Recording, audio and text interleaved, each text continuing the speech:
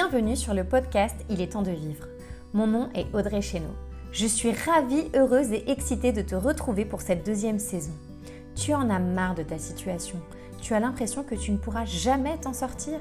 Quelle que soit l'expérience de vie que tu as vécue ou que tu vis actuellement, dans cette nouvelle saison et de manière très originale, je vais t'apporter une vision différente des choses. Car oui, on peut tous changer l'histoire qu'on se raconte, on peut changer nos perceptions et passer du mode victime au mode artiste de sa vie. Cette saison, quelques invités surprises continueront de nous accompagner. Alors, je te laisse découvrir et j'ai hâte que tu me racontes comment tu kiffes ta vie. Bonjour à tous et bienvenue dans ce nouvel épisode du podcast. Pour la lettre B, c'était assez facile finalement puisque j'avais qu'un seul mot, c'était le mot bienveillance. Et qu'est-ce qu'il était bien choisi ce mot parce qu'en fait la bienveillance est aussi l'une de mes valeurs et c'est quelque chose d'hyper méga important pour moi et dans ma vie au quotidien. Alors vous savez, j'aime bien définir les mots. Donc la bienveillance, il faut savoir que ça vient du latin benevolentia et c'est disposition favorable envers quelqu'un. Et j'adore vraiment cette idée que en fait, de premier abord, parfois on se fait des avis assez rapidement des gens et on oublie de laisser peut-être le bénéfice du doute et de se dire tiens, il y a probablement quelque chose chez cette personne que j'aime bien, que je suis pas allée voir.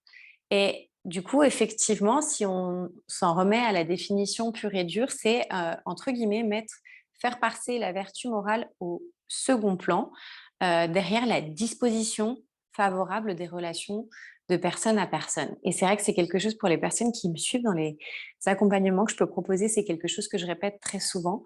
Quand je n'aime pas quelqu'un pour X raisons, par les événements qui se sont passés, ou parce que justement, au premier abord, j'ai un peu ce ouh là, je le sens pas trop. Et en fait, je vais souvent avoir ce côté à aller chercher, à aller m'intéresser à l'autre pour le découvrir et pour savoir qu'est-ce qui me plaît chez lui. Parce que je pars d'une base, c'est que tout le monde est profondément gentil, tout le monde est profondément gentil. On va dire que les méchants, si on peut appeler ça comme ça, ou les personnes pas gentilles, si on peut appeler ça comme ça, ce sont juste des personnes profondément malheureuses ou blessées ou autres qui, à un moment, viennent décharger leur colère, leur rage, parce que ils contrôlent plus. Alors oui, il y a leur responsabilité, mais voilà, je cherche toujours à me concentrer, à me focaliser sur la partie belle de la personne. Et après, c'est quelque chose qu'on a tendance à voir dans le relationnel vers l'autre. Et du coup, on a cette idée que c'est pas quelque chose de réciproque. C'est pas parce que moi je vais être bienveillant envers l'autre ou envers vous que l'autre il va être bienveillant envers moi. Ça m'est déjà arrivé une ou deux fois, mais c'est vraiment quelque chose de très rare sur mes réseaux d'avoir une ou deux commentaires un petit peu limite, etc.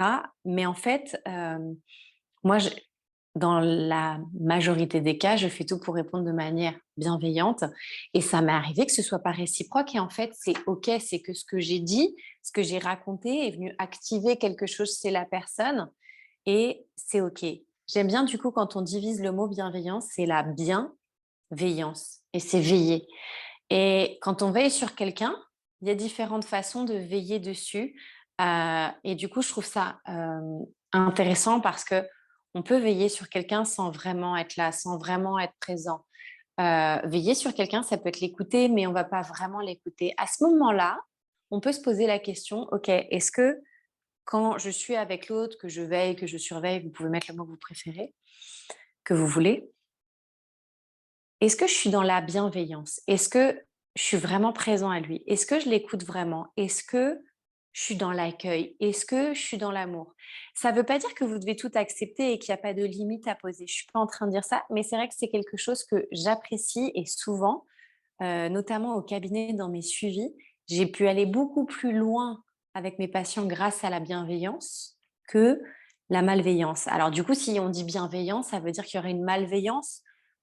Moi, j'aime pas voir les choses comme ça, mais finalement, tout est positif, négatif. Je crois que c'est par rapport à soi qu'il faut se poser la question. Est-ce que quand mon enfant me parle et je l'écoute pas, je considère que c'est de la bienveillance ou de la malveillance? La question derrière, c'est en fait, est-ce que ça me convient?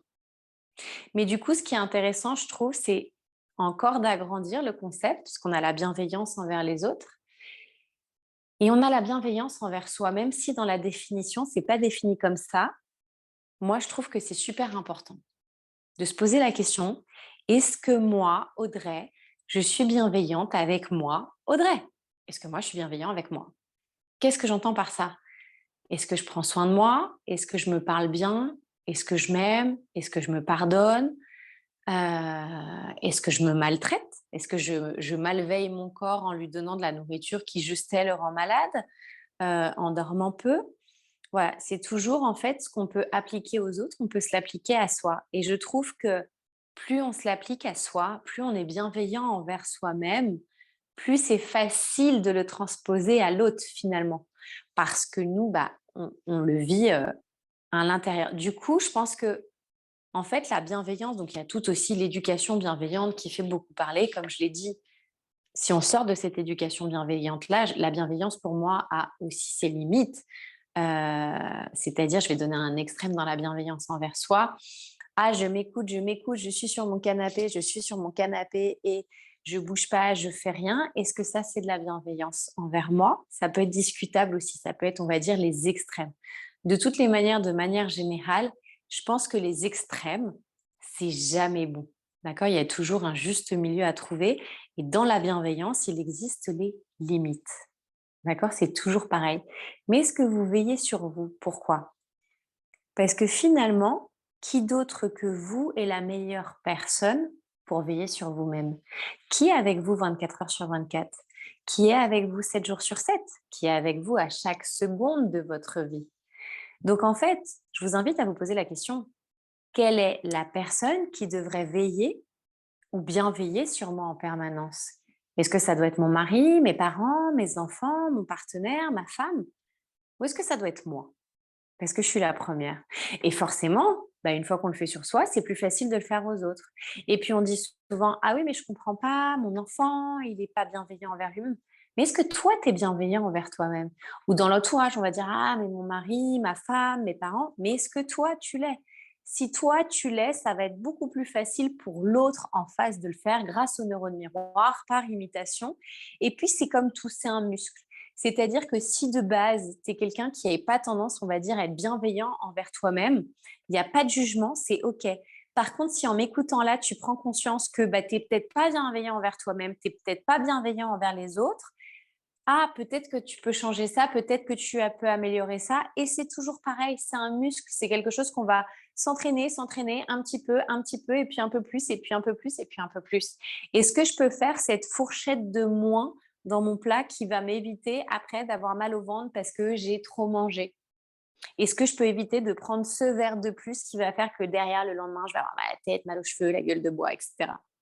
Et c'est super important. Et c'est là où j'adore cette phrase de René Descartes qui dit: ce n'est pas assez d'avoir l'esprit bon, mais le principal est de l'appliquer bien. Et je pense que c'est ça, c'est-à-dire que on peut se penser bienveillant, on peut se croire bienveillant, on peut se dire bienveillant, mais si on ne l'applique pas concrètement dans notre vie, eh ben, ça va pas vraiment nous aider, ni on va nous dire: «Ah bah tiens, tu es quelqu'un de bienveillant». Je vous invite vraiment à réfléchir autour de ce mot, de cette notion. Dites-moi si c'est un mot qui vous parle. Alors je sais que la bienveillance, c'est quelque chose d'extrêmement rejeté par l'éducation bienveillante. Donc je vais juste faire du coup une petite parenthèse sur l'éducation bienveillante. Je pense que certains en ont profité, que ce soit des médias ou même pas des médias, des influenceurs ou autres, pour dévier de ce que c'est à l'origine de mon point de vue. L'éducation bienveillante, c'est une éducation dans la bienveillance où il y a un cadre et des limites. Mais beaucoup ont associé la bienveillance au laxisme et du coup, eh ben, de nouveau, on tombe dans des extrêmes. Non, je ne suis pas pour le laxisme, mais je ne pense pas que ce soit bon parce que je ne pense pas que ce soit bon pour moi-même. C'est toujours pareil, j'en reviens toujours à moi. Est-ce que ce serait bon d'être laxiste envers moi-même, de manger des chips tous les jours, d'être avachie sur le canapé, de ne pas faire mes vidéos en trouvant une excuse pour ne pas la faire? Je suis pas sûre. Et en même temps, l'autoritarisme qui serait, on va dire, l'inverse de l'éducation bienveillante. Et du coup, il y a tous les dialogues: «Ah, du coup, je suis malveillant, tu dis que je suis méchant». Non, j'ai pas dit ça, tu utilises une méthode qui est celle que tu utilises et si c'est OK pour toi, c'est OK. Mais si toi, tu es autoritaire envers toi-même, que tu t'exiges de la rigueur et que du coup, tu te fais violence en permanence, est-ce que c'est bon pour toi aussi? Pas forcément, souvenez-vous, les extrêmes, trouvez le juste milieu. Je vous invite juste du coup en conclusion à être bienveillant, à veiller bien sur les autres et sur vous. J'ai hâte de lire vos commentaires et je vous retrouve bientôt pour un nouvel épisode.